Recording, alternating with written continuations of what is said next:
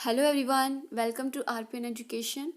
In this video, we are going to cover the average profit methods for calculation of the goodwill, and it is the part number 3 of change in the profit sharing ratio. चलिए discuss करते हैं कि कैसे हम goodwill की calculation करते हैं average profit method से।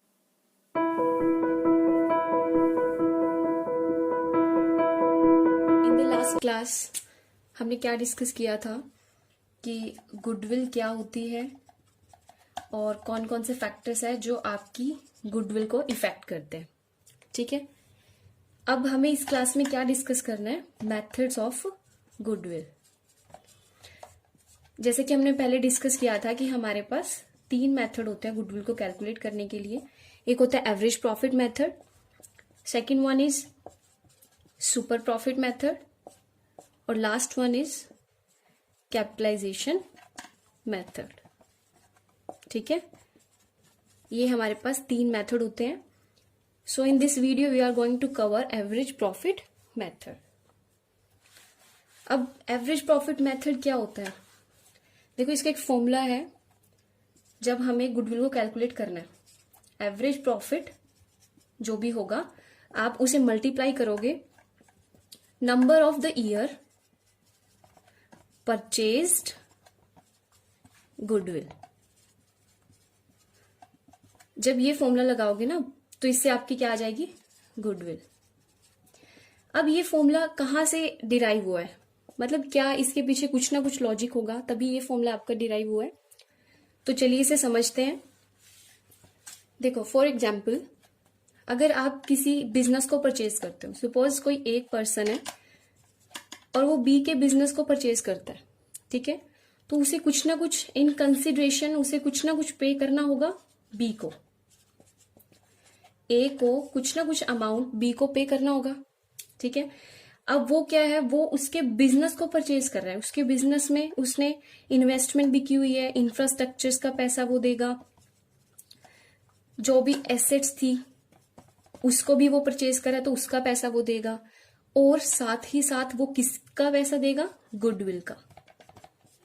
इसका मतलब ए बी से क्या परचेज कर रहे हैं, गुडविल। अब डिसाइड ये करना है कि वो कितना अमाउंट गुडविल का ए को देगा, मतलब बी को देगा, कितना अमाउंट ए पर्सन बी को गुडविल का पैसा देगा। अब वही चीज हमें डिस्कस करनी है, और ऐसे हमारे गुडविल को निकालने के 3 मेथड है, एक एवरेज प्रॉफिट, सुपर और कैपिटलाइजेशन। तो हम डिस्कस करेंगे एवरेज प्रॉफिट। अब देखो एवरेज प्रॉफिट क्या होता है, हमने बोला कि ए बिजनेस को परचेज करना चाहता है बी के, ठीक है। अब इसके लिए ए कितना पे करेगा बी को, तो वो कैसे डिसाइड होगा, इसमें जो ये ए पर्सन है वो बी के प्रॉफिट को कंसीडर करेगा कि इसने अपने कुछ लास्ट ईयर्स, लास्ट में भी 3 to 4 ईयर्स को डिस्कस कर लेगा। वो 3 to 4 ईयर्स में उसने कितना प्रॉफिट अर्न किया है, और उसके अकॉर्डिंग वो एक यूनिट वैल्यू निकालेगा। यूनिट वैल्यू क्या होगी, एवरेज प्रॉफिट कितना है, मतलब एक वैल्यू निकाल देगा ना, क्योंकि हम हमेशा ही प्रॉफिट को जो है सेम नहीं रहता हमारा प्रॉफिट का amount. May be in the 1 year वो 10,000 हो, सेकेंड में वो 20 हो, और मे बी वो 30,000 हो। तो हमें इसका एवरेज निकालना होगा। जैसे कि इसका एवरेज आएगा 30 + 30 60,000। ठीक है, 60,000 यहाँ पर टोटल है, और जब आप इसे एवरेज प्रॉफिट निकालोगे तो टोटल जितना भी प्रॉफिट होगा आपका लास्ट ईयर का, लास्ट ईयर के जो प्रॉफिट है आप उसे डिवाइड करोगे नंबर ऑफ द ईयर्स, कितने ईयर्स का आप निकाल रहे हो, तो कितना हो जाएगा ये 20,000 आपका क्या आ गया, एवरेज प्रॉफिट। 20,000 आपका एवरेज प्रॉफिट आ गया। इसका मतलब कोई भी बिजनेस या फिर ए कौन है, बायर, बी कौन है, सेलर। जब ए बी के बिजनेस को परचेज करेगा तो वो ये कंसीडर करेगा कि वो हर ईयर, एवरी ईयर वो कितना, कम से कम एवरेज कितना ले रहा है, एवरेज प्रॉफिट कितना अर्न कर रहा है। तो वो कितना निकला है, 20,000। मे बी वो 20,000 से ज्यादा भी है। देखो फर्स्ट ईयर में वो 10,000, 20 से कम, सेकेंड ईयर 20,000, और थर्ड में वो 30,000। 20 से ज्यादा भी है, कम भी है, बट हमें क्या चाहिए, एक एवरेज वैल्यू चाहिए जिसके अकॉर्डिंग या फिर जिसे बेस मानकर हम अपनी गुडविल को कैलकुलेट कर सकते हैं। अब गुडविल का फॉर्मूला जैसे कि हमने बताया है, एवरेज प्रॉफिट मल्टीप्लाई में number of the year purchased goodwill. ठीक है, सो यहां से आपकी गुडविल निकल जाएगी। अब एवरेज प्रॉफिट हमारा कितना आया था, 20,000। Suppose number of the year purchased goodwill का मतलब यहां पर क्या है, फॉर एग्जाम्पल हम यहां पर कंसीडर कर लेते हैं 2 ईयर्स, तो आपकी यहां पे गुडविल की वैल्यू कितनी आ जाएगी, 40,000। अब number of the year purchased goodwill का मतलब क्या है, इसका मतलब है कि अगर कोई बायर है, वो बी के बिजनेस को परचेज करता है, वो एक साल में कितना कमाएगा, 20,000, और अगर वो इस गुडविल का बेनिफिट अगले आने वाले 2 ईयर्स में लेगा, समझ में बात, मतलब हम इसको पास्ट की परफॉर्मेंस से हम फ्यूचर की परफॉर्मेंस को डिराइव कर रहे हैं। पास्ट की परफॉर्मेंस कैसे, हमने जो पास्ट ईयर्स के रिकॉर्ड लिए थे उससे हमने अपना एवरेज प्रॉफिट निकाला, और उस एवरेज प्रॉफिट को बेस माना हमने फ्यूचर के लिए कि हाँ, अगर आपका पास्ट में एवरेज प्रॉफिट पास्ट ईयर्स की कैलकुलेशन के अकॉर्डिंग आपका एवरेज प्रॉफिट 20,000 है, तो इसका मतलब इन फ्यूचर भी वो 20,000 तो अर्निंग होगी ही होगी। ठीक है, तो इसके अकॉर्डिंग अगर एक ईयर में या फर्स्ट ईयर में आपकी 20,000 है, तो इसका मतलब अगर वो 2 ईयर्स का बेनिफिट लेगा, मतलब अगले 2 साल तक वो उसकी गुडविल का बेनिफिट ले रहा है, कौन, ए, नेक्स्ट 2 ईयर्स तक बी की गुडविल, जो बी की रेपुटेशन है उसका बेनिफिट लेगा, तो वो कितना अर्न कर सकता है, तो कितना होगा, 20,000। अगर एक साल का वो 20,000 अर्न करेगा, तो अगर वो 2 ईयर्स का निकालना चाहता है तो वो कितना अर्न करेगा, 40,000, उसकी गुडविल की वजह से, उसकी गुडविल की वजह से उसे 40,000 जो है अर्निंग वो होगी, प्रॉफिट होगा। तो यहां पर ए लायबल है बी को पे करने के लिए कितना, 20,000 एक साल के लिए, लेकिन इसमें बोला है कि वो 2 ईयर्स के लिए कर रहा है, तो यहां पर वो कितना पे करेगा, 40,000, किस लिए, फॉर गुडविल। क्लियर हुआ ये कंसेप्ट। सो ये था आपका एवरेज प्रॉफिट। तो जो हमारा फ्यूचर प्रॉफिट है ना, फ्यूचर में हम कितना अर्न करेंगे वो किसके ऊपर डिपेंड कर रहा है, आपके पास्ट परफॉर्मेंस के, पास्ट परफॉर्मेंस के ऊपर। ठीक है, कि हम फ्यूचर में अगर मैंने किसी से बिजनेस परचेज किया है, तो मैं उसकी गुडविल को यूज कर कितना फ्यूचर में हम अर्न कर सकते हैं, तो वो किसके ऊपर डिपेंड कर रहा है कि उसने अपने पास्ट में, उसने अपने लास्ट 2 और 3 ईयर्स में कितना प्रॉफिट अर्न किया है। सो जितना उसने किया है उसका आप एवरेज निकालोगे, तो इसका मतलब उतना तो आप अर्न करोगे, तो वो आपकी आ जाएगी गुडविल। ठीक है, अब यहां पर हम बात कर रहे हैं कि एवरेज प्रॉफिट में ना आप कुछ लास्ट ईयर्स के प्रॉफिट को कंसीडर कर रहे हो, यही कर रहे हैं हम, लास्ट ईयर के प्रॉफिट्स को हम कंसीडर कर रहे हैं, और फिर लास्ट ईयर के जितने भी प्रॉफिट्स है आप उनको सबको ऐड कर देते हो, और नंबर्स ऑफ द ईयर जितने का आपने निकाला है, कितने ईयर्स का आप निकाल रहे हो, उससे जब आप डिवाइड करते हो आपकी आ जाएगी एवरेज प्रॉफिट, और इस एवरेज प्रॉफिट को आप मल्टीप्लाई कर देते हो कि अगले आने वाले कुछ ईयर्स में, मे बी 2 और 3 ईयर्स में, आप अगर ये 1 साल का प्रॉफिट है, एवरेज प्रॉफिट आपका 1 साल का होगा, तो आगे आने वाले कुछ ईयर्स में, मे बी 2 ईयर्स में वो कितना होगा। सपोज 1 ईयर का आपका 1 ईयर का आपका 10,000 है, और आपको ये बेनिफिट 2 ईयर्स तक मिलेगा, तो वो आ जाएगा आपका 20,000। ये क्या होगी आपकी गुडविल।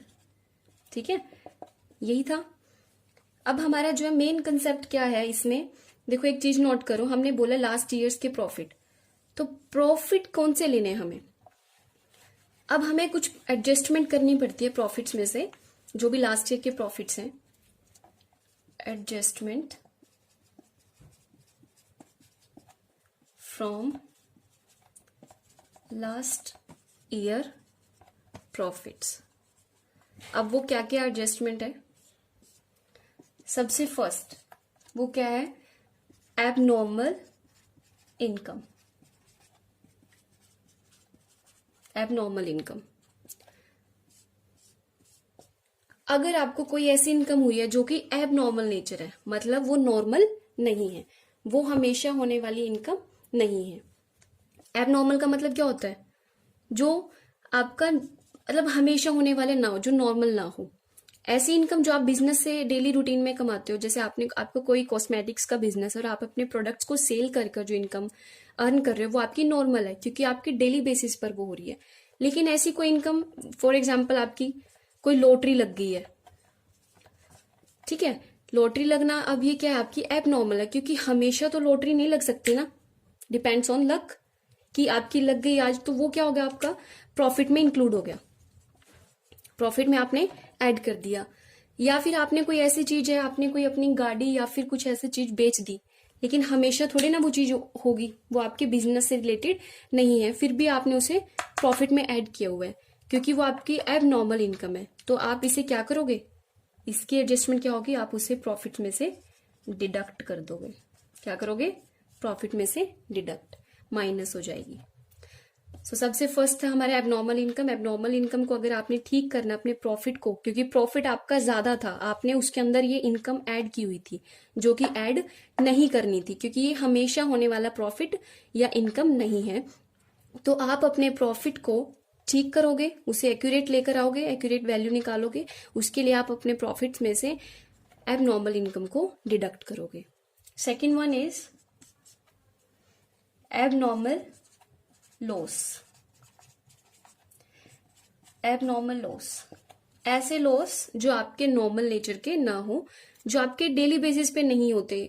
अब देखो, बिजनेस में कोई लॉस हुआ है आपको, कोई आपने प्रोडक्ट सेल किया है और उसकी आपकी जो सेल वैल्यू है वो कम है और जो कॉस्ट प्राइस था उसका वो बहुत ज्यादा था, इन दैट केस वो आपका नॉर्मल लॉस हो जाता है।